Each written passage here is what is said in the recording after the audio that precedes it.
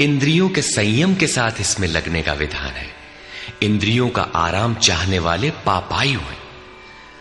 अभी तक श्री कृष्ण ने नहीं बताया है कि यज्ञ है क्या, परंतु क्या यज्ञ करते ही रहेंगे या इसका कभी अंत भी होगा? इस पर योगेश्वर कहते हैं, यस्त्वात्मरतिरेव स्यात् आत्मतृप्तश्च मानवः आत्मन्येव च सन्तुष्टः तस्य कार्यं न विद्यते। परंतु जो मनुष्य आत्मा में ही रत, आत्मतृप्त और आत्मा में ही संतुष्ट है, उसके लिए कोई कर्तव्य नहीं रह जाता। यही तो लक्ष्य था। जब अव्यक्त सनातन अविनाशी आत्म तत्व प्राप्त हो गया तो आगे ढूंढे किसे? ऐसे पुरुष के लिए न कर्म की आवश्यकता है न किसी आराधना की। आत्मा और परमात्मा एक दूसरे के पर्याय हैं। इसी का पुनः चित्रण करते हैं। नैव तस्य कृतेनार्थो नाकृतेनेह कश्चन न चास्य सर्वभूतेषु कश्चिदर्थव्यपाश्रयः। इस संसार में उस पुरुष का किए जाने से कोई लाभ नहीं है और न छोड़ देने से कोई हानि है, जबकि पहले आवश्यक था। उसका संपूर्ण प्राणियों में कोई स्वार्थ संबंध नहीं रह जाता। आत्मा ही तो शाश्वत, सनातन, अव्यक्त, अपरिवर्तनशील और अक्षय है। जब उसी को पा लिया, उसी से संतुष्ट, उसी से तृप्त, उसी में ओतप्रोत और स्थित है, आगे कोई सत्ता ही नहीं तो किसको खोजें? मिलेगा क्या? उस पुरुष के लिए कर्म छोड़ देने से कोई हानि भी नहीं है, क्योंकि विकार जिस पर अंकित होते हैं वो चित्त ही न रहा। उसका संपूर्ण भूतों में, बाह्य जगत और आंतरिक संकल्पों की परत में लेश मात्र भी अर्थ नहीं रहता। सबसे बड़ा अर्थ तो था परमात्मा। जब वही उपलब्ध है तो दूसरों से उसका क्या प्रयोजन होगा? तस्मादसक्तः सततं कार्यं कर्म समाचर असक्तो ह्याचरन् कर्म परमाप्नोति पुरुषः। इस स्थिति को प्राप्त करने के लिए तू अनासक्त हुआ। निरंतर कार्यम कर्म, जो करने योग्य कर्म है उस कर्म को अच्छी प्रकार कर, क्योंकि अनासक्त पुरुष कर्म के आचरण से परमात्मा को प्राप्त होता है। नियत कर्म, कार्यम कर्म एक ही है। कर्म की प्रेरणा देते हुए वे कहते हैं,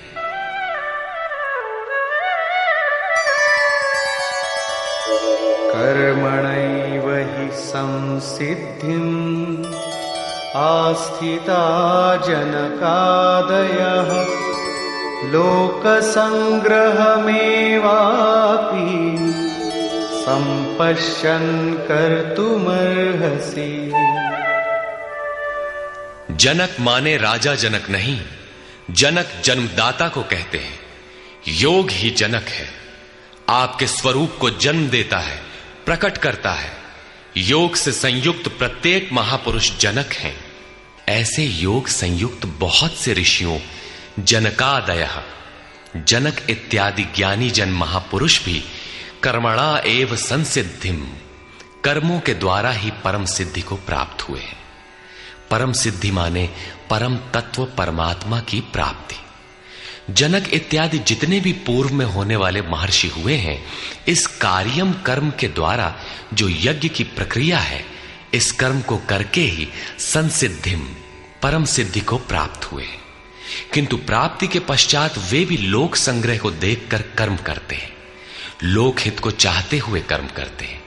अतः तू भी प्राप्ति के पश्चात लोकनायक बनने के लिए कार्य करने के ही योग्य है। क्यों? यद्यदाचरति श्रेष्ठः तत्तदेवेतरो जनः स यत्प्रमाणं कुरुते लोकस्तदनुवर्तते। श्रेष्ठ पुरुष जो जो आचरण करता है, अन्य पुरुष भी उसके अनुसार ही करते हैं। वो महापुरुष जो कुछ प्रमाण कर देता है, संसार उसका अनुसरण करता है। पहले श्री कृष्ण ने स्वरूप में स्थित आत्मतृप्त महापुरुष की रहनी पर प्रकाश डाला कि उसके लिए कर्म किए जाने से न कोई लाभ और न छोड़ने से कोई हानि। फिर भी जनकादि कर्म में भली प्रकार बरतते थे।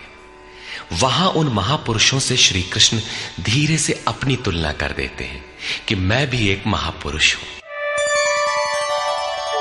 न मे पार्थास्ति कर्तव्यम् त्रिषु लोकेषु किंचन नानवाप्तमवाप्तव्यम् वर्त एव च कर्मणि। हे पार्थ, मुझे तीनों लोकों में कोई कर्तव्य नहीं है। पीछे कह आए हैं कि उस महापुरुष का समस्त भूतों में कोई कर्तव्य नहीं है। यहां कहते हैं तीनों लोकों में मुझे कुछ भी कर्तव्य शेष नहीं है तथा किंचन मात्र प्राप्त होने योग्य वस्तु अप्राप्त नहीं है। तब भी मैं कर्म में भली प्रकार बरतता हूं। क्यों? यदि ह्यहं न वर्तेयम् जातु कर्मण्यतन्द्रितः मम वर्त्मानुवर्तन्ते मनुष्याः पार्थ सर्वशः।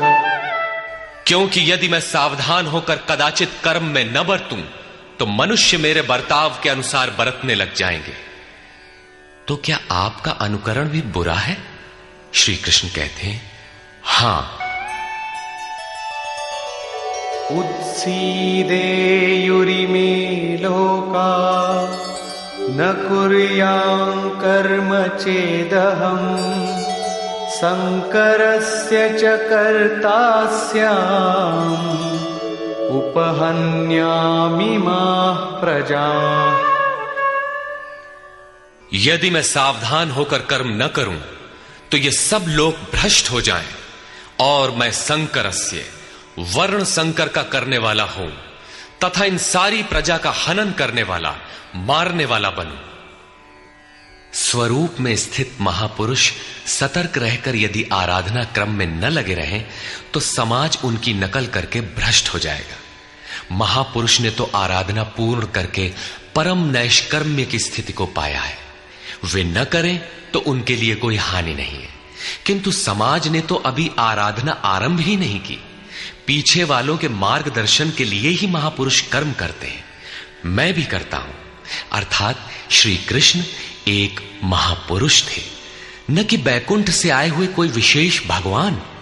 उन्होंने कहा कि महापुरुष लोक संग्रह के लिए कर्म करता है, मैं भी करता हूं। यदि न करूं तो लोगों का पतन हो जाए, सभी कर्म छोड़ बैठेंगे। मन बड़ा चंचल है, ये सब कुछ चाहता है, केवल भजन नहीं चाहता। यदि स्वरूपस्थ महापुरुष कर्म न करें तो देखा देखी पीछे वाले भी तुरंत कर्म छोड़ देंगे। उन्हें बहाना मिल जाए कि ये भजन नहीं करते, पान खाते हैं, इत्र लगाते हैं, सामान्य बातें करते हैं, फिर भी महापुरुष कहलाते हैं। ऐसा सोचकर वे भी आराधना से हट जाते हैं, पतित हो जाते हैं। श्री कृष्ण कहते हैं कि यदि मैं कर्म न करूं तो सब भ्रष्ट हो जाए और मैं वर्ण संकर का कर्ता बनूं। स्त्रियों के दूषित होने से वर्ण संकर तो देखा सुना जाता है। अर्जुन भी इसी के भय से विकल था कि स्त्रियां दूषित होंगी तो वर्ण संकर पैदा होंगे। किंतु श्री कृष्ण कहते हैं यदि मैं सावधान होकर आराधना में लगा न रहूं तो वर्ण संकर का कर्ता हूं। वस्तुतः आत्मा का शुद्ध वर्ण है परमात्मा। अपने शाश्वत स्वरूप के पथ से भटक जाना वर्ण संकरता है।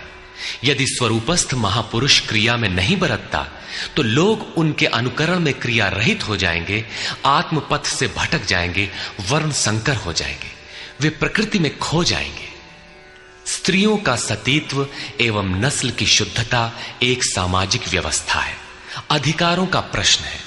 समाज के लिए उसकी उपयोगिता भी है, किंतु माता पिता की भूलों का संतान की साधना पर कोई प्रभाव नहीं पड़ता। आपन करनी पार उतरनी। हनुमान, व्यास, वशिष्ठ, नारद, शुकदेव, कबीर, ईसा इत्यादि अच्छे महापुरुष हुए, जबकि सामाजिक कुलीनता से इनका संपर्क नहीं है। आत्मा अपने पूर्व जन्म के गुण धर्म लेकर आता है। श्री कृष्ण कहते हैं, मनः षष्ठानीन्द्रियाणि प्रकृतिस्थानी कर्षति। मन सहित इंद्रियों से जो कार्य इस जन्म में होता है, उनके संस्कार लेकर जीवात्मा पुराने शरीर को त्याग कर नवीन शरीर में प्रवेश कर जाता है। इसमें जन्मदाताओं का क्या लगा? उनके विकास में कोई अंतर नहीं आया। अतः स्त्रियों के दूषित होने से वर्ण संकर नहीं होता। स्त्रियों के दूषित होने और वर्ण संकर से कोई संबंध नहीं है। शुद्ध स्वरूप की ओर अग्रसर न होकर प्रकृति में बिखर जाना ही वर्ण संकर है। यदि महापुरुष सावधान होकर क्रिया, नियत कर्म में बरतते हुए लोगों से क्रिया न कराएं, तो वो उस सारी प्रजा का हनन करने वाला, मारने वाला बने। साधना क्रम में चलकर उस मूल अविनाशी की प्राप्ति ही जीवन है, और प्रकृति में बिखरे रहना, भटक जाना मृत्यु है। किंतु वो महापुरुष इस सारी प्रजा को यदि क्रिया पथ पर नहीं चलाता, उस सारी प्रजा को बिखराव से रोककर सतपथ पर नहीं चलाता, तो वो सारी प्रजा का हनन करने वाला हत्यारा है, हिंसक है, और क्रमशः चलते हुए जो चला लेता है वो शुद्ध अहिंसा है।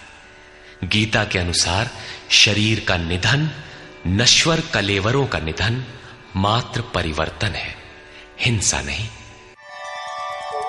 सक्ताः कर्मण्य विद्वांसो यथा कुर्वन्ति भारत कुर्याद् विद्वांस्तथा सक्तः चिकीर्षुर्लोक संग्रहम्।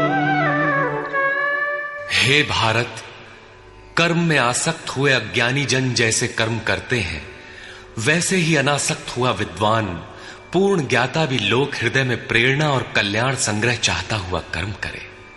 यज्ञ की विधि जानते और करते हुए भी हम अज्ञानी हैं। ज्ञान का अर्थ है प्रत्यक्ष जानकारी। जब तक लेश मात्र भी हम अलग हैं, आराध्य अलग है, तब तक अज्ञान विद्यमान है। जब तक अज्ञान है, तब तक कर्म में आसक्ति रहती है। अज्ञानी जितनी आसक्ति से आराधना करता है, उसी प्रकार अनासक्त। जिसे कर्मों से प्रयोजन नहीं है, तो आसक्ति क्यों होगी? ऐसा पूर्ण ज्ञाता महापुरुष भी लोकहित के लिए कर्म करे, दैवी संपद का उत्कर्ष करे, जिससे समाज उस पर चल सके।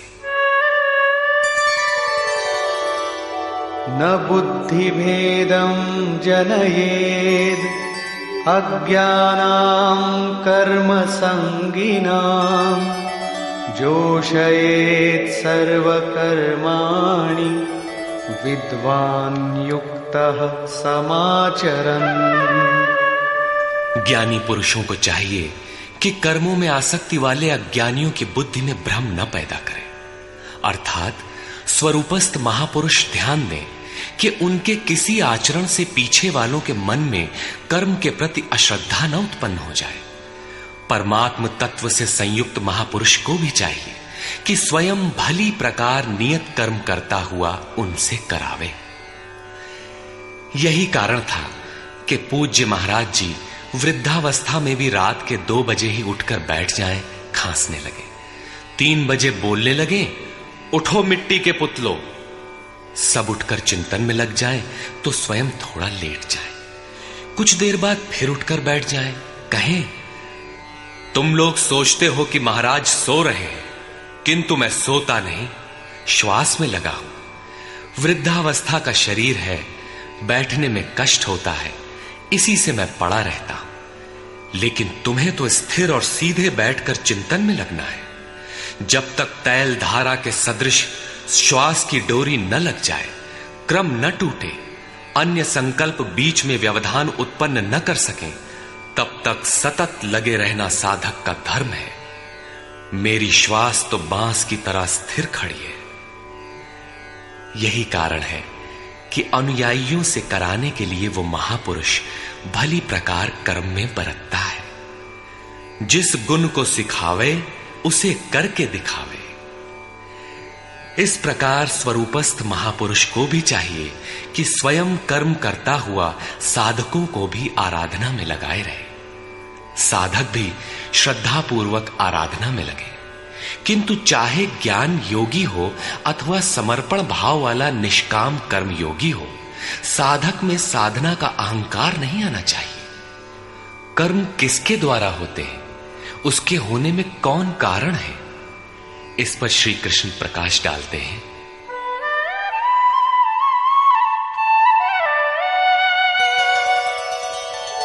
प्रकृते क्रियमाणानि गुणैः कर्माणि सर्वशः अहंकार विमूढ़ात्मा कर्ताहमिति मन्यते। आरंभ से पूर्ति पर्यंत संपूर्ण कर्म प्रकृति के गुणों द्वारा किए जाते हैं, फिर भी अहंकार से विशेष मूढ़ पुरुष मैं करता हूं ऐसा मान लेता है। यह कैसे माना जाए कि आराधना प्रकृति के गुणों द्वारा होती है? ऐसा किसने देखा? इस पर कहते हैं, तत्त्ववित्तु महाबाहो गुणकर्म विभागयोः गुणागुणेषु वर्तन्ते इति मत्वा न सज्जते। हे महाबाहु, गुण और कर्म के विभाग को तत्वविद परम तत्व परमात्मा की जानकारी वाले महापुरुषों ने देखा और संपूर्ण गुण गुणों में बरत रहे।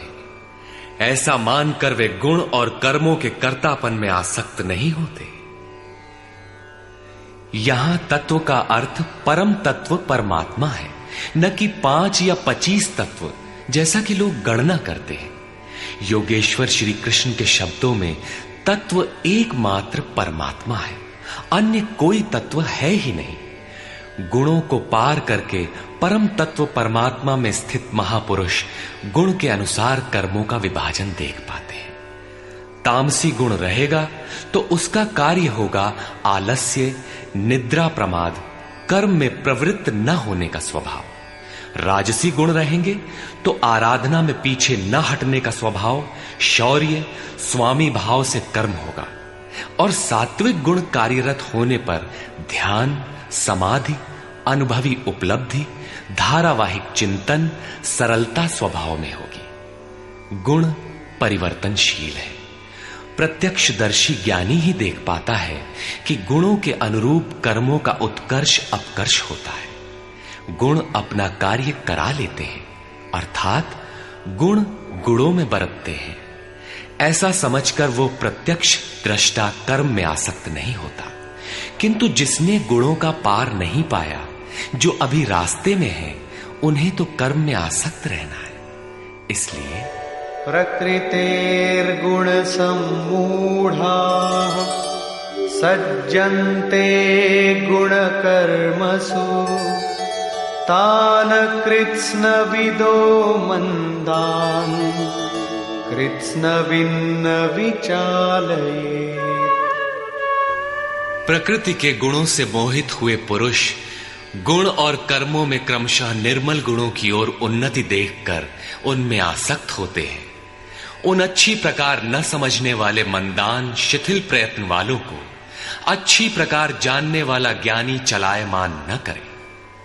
उन्हें हतोत्साहित न करे, बल्कि प्रोत्साहन दे, क्योंकि कर्म करके ही उन्हें परम नैष्कर्म्य की स्थिति पाना है। अपनी शक्ति और स्थिति का आकलन करके कर्म में प्रवृत्त होने वाले ज्ञान मार्गी साधकों को चाहिए कि कर्म को गुणों की देन माने, अपने को कर्ता मानकर अहंकारी न बन जाए। निर्मल गुणों को प्राप्त होने पर भी उनमें आसक्त न हो। किंतु निष्काम कर्मयोगी को कर्म और गुणों के विश्लेषण में समय देने की कोई आवश्यकता नहीं है। उसे तो बस समर्पण के साथ कर्म करते जाना है। कौन गुण आ जा रहा है ये देखना इष्ट की जिम्मेदारी हो जाती है। गुणों का परिवर्तन और क्रम क्रम से उत्थान वो इष्ट की ही देन मानता है और कर्म होने को भी उन्हीं की देन मानता है। अतः कर्तापन का अहंकार या गुणों में आसक्ति होने की समस्या उसके लिए नहीं रहती, जबकि अनवरत लगा रहता है। इसी पर और साथ ही युद्ध का स्वरूप बताते हुए श्री कृष्ण कहते हैं,